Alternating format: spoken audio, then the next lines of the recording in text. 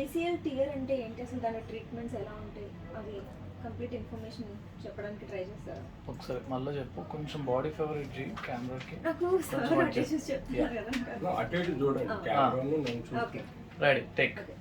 So hi sir, ACL tear అంటే ఏంటి sir, అసలు దాని ట్రీట్మెంట్స్ ఎలా ఉంటాయి? ఏసీఎల్ అంటే యాంటీరియర్ క్రూషియట్ లిగమెంట్ అండి. ఇది మనకు మోకాల లోపల ఒక స్ట్రాంగ్ లిగమెంట్. ఇది మన మోకాల్ని ముందుకు జారిపోకుండా ప్రొటెక్ట్ చేసే లిగమెంట్. ఇక్కడ చూడండి, ఇది మన మోకాలండి, ఇది తొడ ఎముక ఫీమర్ అంటాము, ఇది కాలు ఎముక టిబియా అంటాము. ఈ రెండు ఎముకలకి సపోర్ట్ ఇస్తూ ఈ లిగమెంట్ ఉంటుంది. లిగమెంట్ అన్నది స్ట్రాంగ్ ఫైబ్రస్ బ్యాండ్. అది మిమ్మల్ని ప్రొటెక్ట్ చేస్తుంది, మీ మోకాలు కిందికి ముందడికి జారిపోకుండా. ఇందులో చూడొచ్చు మీరు, దిస్ ఇస్ ద ఏసీఎల్ అండి, యాంటీరియర్ క్రూషియట్ లిగమెంట్. మన మోకాల్ని ముందుకు జారకుండా ప్రొటెక్ట్ చేస్తుంది. This is the most strong ligament. ఇది బాడీలో ఎక్కువగా నడకలో ప్రెషర్ని తట్టుకొని నడక యొక్క స్పీడ్ని పెంచే విధంగా హెల్ప్ చేస్తుంది. ఇలాంటి ఏసీఎల్ అన్నది యూజువల్గా రొటేషన్, మనం ఎక్కడైనా మెట్లలో జారిపడ్డప్పుడు కానీ లేకపోతే స్పోర్ట్స్లో సడన్ లింబ్ రొటేట్ అవుతుంది, మోకాలు ఇలా రొటేట్ అయినప్పుడు ఈ యొక్క లిగమెంట్ అన్నది రొటేషన్లో కట్ అయిపోతుంది. సో ఇది కామన్గా మనం స్పోర్ట్స్ ఇంజురీలో చూస్తూ ఉంటాం. ఇలాంటి రొటేషనల్ ఇంజురీలో మోకాల్లో ఎప్పుడైతే ఇది కట్ అవుతుందో ఈ ఏసీఎల్, యాంటీరియర్ అంటే ముందటికి, యాంటీరియర్ అంటే ముందుండే లిగమెంటు, పోస్టీరియర్ అంటే వెనకాల ఉండే, మోకాలకు వెనకాల ఉండే లిగమెంట్. సో యాంటీరియర్ లిగమెంటు యాంటీరియర్కి అంటే ముందడి పోకుండా ప్రొటెక్ట్ చేస్తుంది, పోస్టీరియర్ లిగమెంట్ వెనకకు వెళ్లకుండా ప్రొటెక్ట్ చేస్తుంది. సో ఈ లిగమెంట్ మనకు యూజువల్గా ఐడియల్గా స్పోర్ట్స్ ఇంజురీస్లలో కానీ లేకపోతే రొటేషనల్ ఇంజురీస్లో కానీ మెట్లు ఎక్కి దిగేటప్పుడు కానీ ఇంజురీ వలన ఈ యొక్క లిగమెంట్ కట్ అవుతుంది. సో ఈ లిగమెంట్ను మనం యూజువల్గా టెక్నికల్గా ఎగ్జామిన్ చేసినప్పుడు హిస్టరీ మోస్ట్ ఇంపార్టెంట్ అండి. ఎలాంటి హిస్టరీ ఉంది, ఎలా దెబ్బ తగిలింది అనేది మనం టెక్నికల్గా తీసుకోవాలి. ఆ తర్వాత ఎగ్జామినేషన్లో యాంటీరియర్ డ్రాయర్స్ టెస్ట్ అంటాం. మోకాల్ని పట్టుకొని ఇలా అన్నప్పుడు అది యాంటీరియర్ ముందటికి వస్తుంది. సో ఆ లిగమెంట్ కట్ అయితేనే అది ముందటికి వస్తుంది, అంటే ఒక సబ్లగ్జేషన్ లెవెల్లో ఉంటుంది. మోకాలు ఒకదానికొకటి జారిపోయే ఆస్కారం ఉంటుంది, దాన్నే సబ్లగ్జేషన్ అంటాము.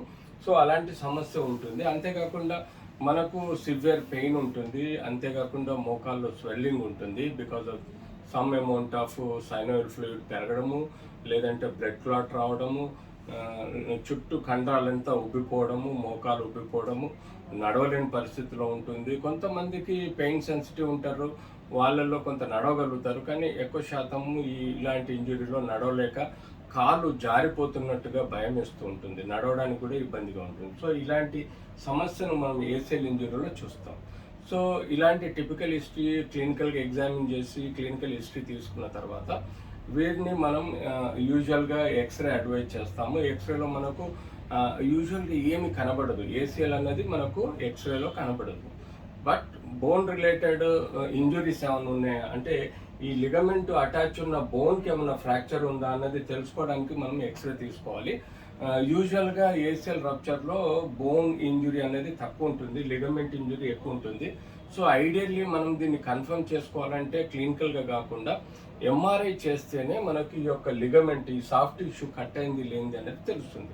సో ఇప్పుడున్న టాప్ ఇన్వెస్టిగేషన్స్లో ఎంఆర్ఐ వలన మనకు ఈ లిగమెంట్ ఎక్కడ కట్ అయింది, అప్పర్ ఎండ్ కట్ అయిందా, లోవర్ ఎండ్ కట్ అయిందా, మధ్యలో కట్ అయిందా అనేది ఒకటి.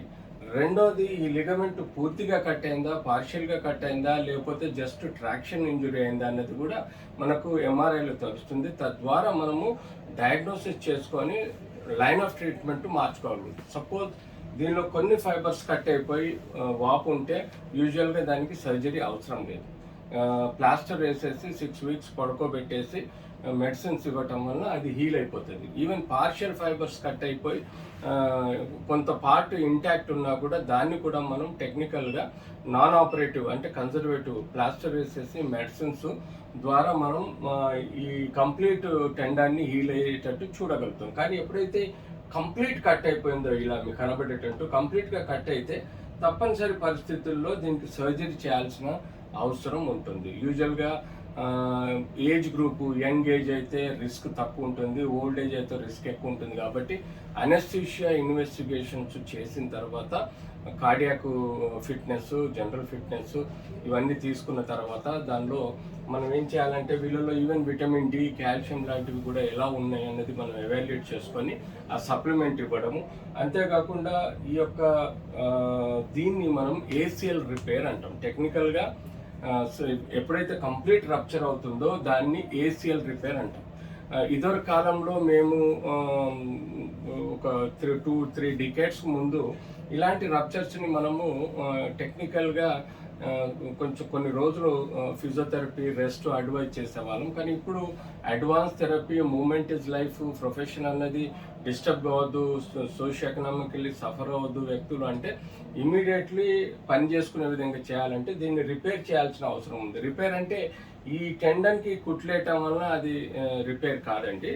యూజువల్గా ఏం చేస్తామంటే మేము ఇది మొత్తం టెండన్స్ అంతా క్లీన్ చేసేసి వేరే దగ్గర నుంచి మనం కాళ్ళల్లో ఒక వేస్ట్ టెండన్స్ ఉంటాయి, ఆ టెండన్స్ని తీసుకొని ఆ టెండన్ని రిపేర్ చేస్తాం. ఇలా బోన్లో ఒక హోల్ చేసేసి ఆ లిగమెంట్ని, కొత్త లిగమెంట్ను ఇలా తీసుకొని మళ్ళీ ఇటు నుంచి ఇటు బోన్ బయటికి తీసుకొని స్క్రూస్ ద్వారా ఫిక్స్ చేస్తాం. సో ఎందుకంటే వీటిని రిపేర్ చేస్తే ఇవి యూజువల్గా రిపేర్ కావాలి, ఎందుకంటే ఇది సైనోయిడ్ ఫ్లూయిడ్ లోపల ఉంటుంది, ప్లస్ ఆ ప్రెషర్ని తట్టుకోలేవు కాబట్టి ఫెయిల్ అయ్యే ప్రమాదం ఉంది. కాబట్టి బాడీలో వేస్ట్ టెండాన్స్ ఉంటాయి, ఆ టెండాన్స్ని తీసుకొని దీనిలో ట్రాన్స్ఫర్ చేసేసి దీనికి పైన కింద స్క్రూ చేసి ఫిక్స్ చేయటం వల్ల ఈ ఏసిఎల్ రిపేర్ కంప్లీట్గా ఉంటుంది, బలంగా ఉంటుంది. యథావిధిగా మళ్ళీ మంచి ఫిజియోథెరపీ చేసి రికవర్ అయితే మళ్ళీ యథావిధిగా ప్రొఫెషనల్ స్పోర్ట్స్ కానీ ఏదైనా కానీ చేసుకున్న విధంగా ఈ ఏసిఎల్ రిపోర్ట్లో మనకు రిజల్ట్స్ బాగుంటుంది. Nothing to worry. Thank you. Next question, ఇది కూడా బంది. Next question.